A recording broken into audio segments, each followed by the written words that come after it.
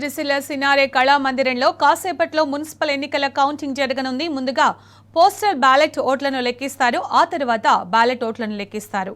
39 వార్డులకు 39 టేబుళ్లను ఏర్పాటు చేశారు. ఒక్కో టేబుల్ వద్ద కౌంటింగ్ సూపర్వైజర్, 2 అసిస్టెంట్లు, 3 టేబుళ్లకు కలిపి ఒక ఆర్ఓ, ఏఆర్ఓ ఉంటారు. సిరిసిల్లలో మొత్తం 39 మంది కౌంటింగ్ సూపర్వైజర్లు ఉన్నారు. 78 మంది కౌంటింగ్ అసిస్టెంట్లు ఉన్నారు.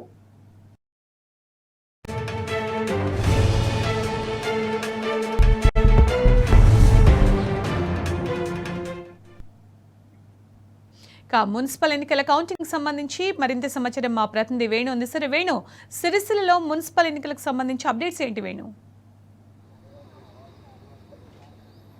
సునీత, ఉమ్మడి కరీంనగర్ జిల్లా వ్యాప్తంగా చూసుకుంటే ఇటు పెద్దపల్లి, కరీంనగర్, రాజన్న సిరిసిల్ల జిల్లా, ఇటు పెద్దపల్లి సంబంధించి అంటే చూసుకుంటే జగిత్యాల, ఈ 4 జిల్లాల సంబంధించి 13 మున్సిపాలిటీలు, 2 కార్పొరేషన్లకు ఎన్నికలు జరిగినటువంటి పరిస్థితి. ఈరోజు కౌంటింగ్ జరుగుతోంది.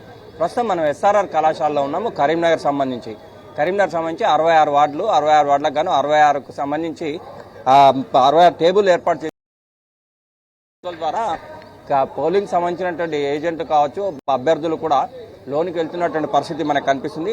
ఇటు జగిత్యాల జిల్లా విషయానికి వస్తే ఇటు రాయకల్, ధర్మపురి, కోరుట్ల, మెట్పల్లి మున్సిపాలిటీలకు ఎన్నికలు జరిగాయి. ఇటు పెద్దపల్లి జిల్లా విషయానికి వస్తే పెద్దపల్లి, సుల్తానాబాద్, మంతని మున్సిపాలిటీలకు ఎన్నికలు జరిగాయి. ఇటు రాజన్న సిరిసిల్ల జిల్లా విషయానికి వస్తే సిరిసిల్ల, వేములవాడ మున్సిపాలిటీలకు ఎన్నికలు జరిగాయి.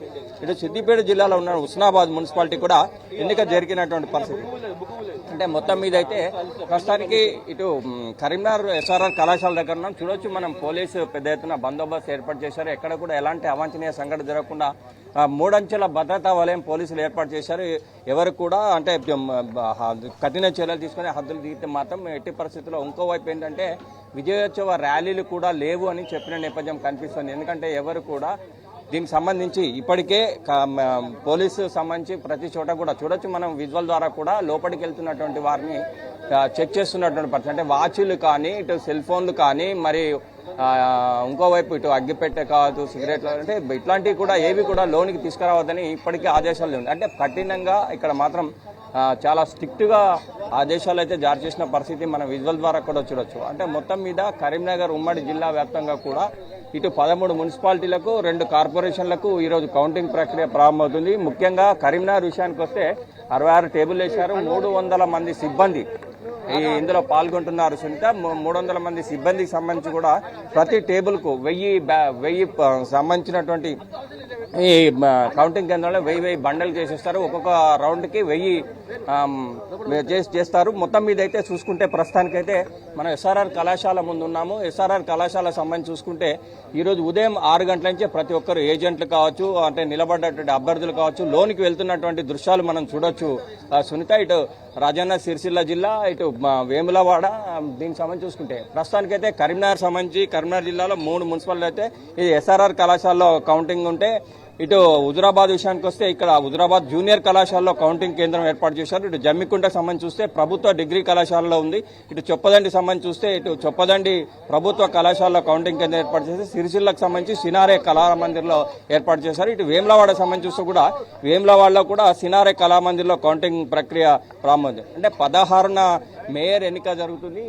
ఇంకోవైపు చూసుకుంటే ఇప్పటికే దీనికి సంబంధించి మొత్తం మీద అయితే పోలీసులే కావచ్చు, అధికారులే కావచ్చు, అన్నీ ఏర్పాటు చేసినటువంటి పరిస్థితి మనకు కనిపిస్తుంది.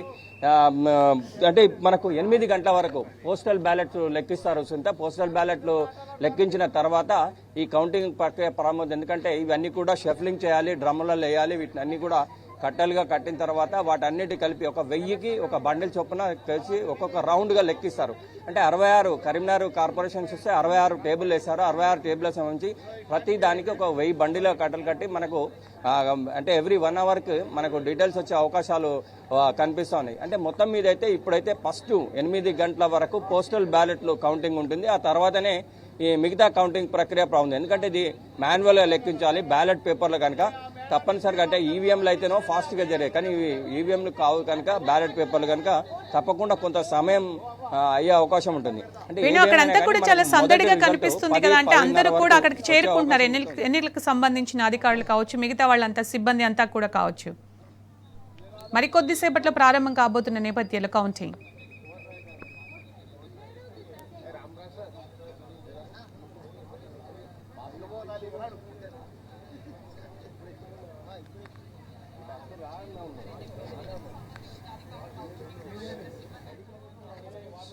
సునీత మళ్ళీ అడగండి మాకు